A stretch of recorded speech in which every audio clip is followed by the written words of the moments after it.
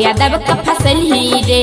गरीब के ऊ नेता छियै जेल में किया घुसैली रे।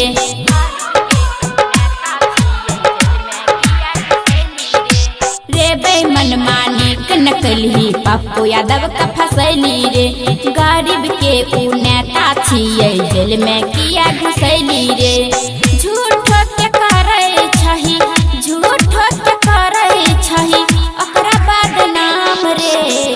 पप्पू चाचा के जल्दी जेल से निकाल, कल ही नहीं नीतीश बढ़िया काम रे। रे पप्पू भैया के जल्दी जेल से निकाल, कल ही नहीं तू बढ़िया काम रे। डीजे लाल बाबू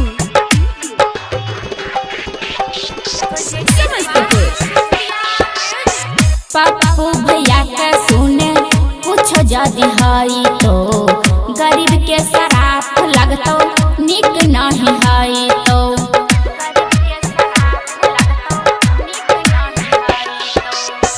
पप्पू चाचा के सुने कुछ जदी हई तो गरीब के शराप लगतो निक नहीं हई तो।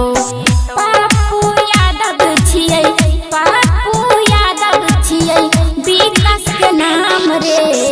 पप्पू चाचा के जल्दी जेल से निकाल, कल ही नहीं नीतीश बढ़िया काम रे। रे पप्पू भैया के जल्दी जेल से निकाल, कल ही नहीं तू बढ़िया काम रे। डीजे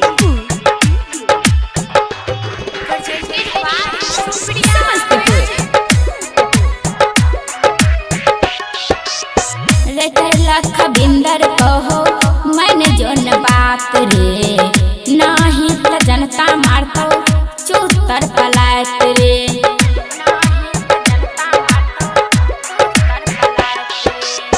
रेटर लख बिंदर कहो मैंने लेन बात रे। नाही तो जनता मारतो चप्पल के मार रे।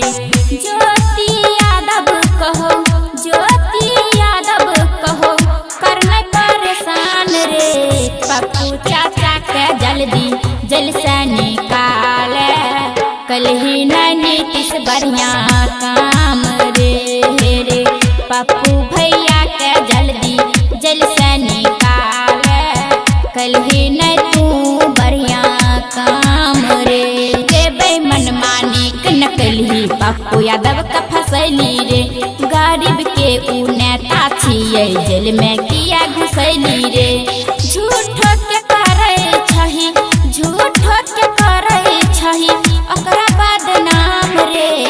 पप्पू चाचा के जल्दी जेल से निकाल, कल ही नहीं नीतीश बढ़िया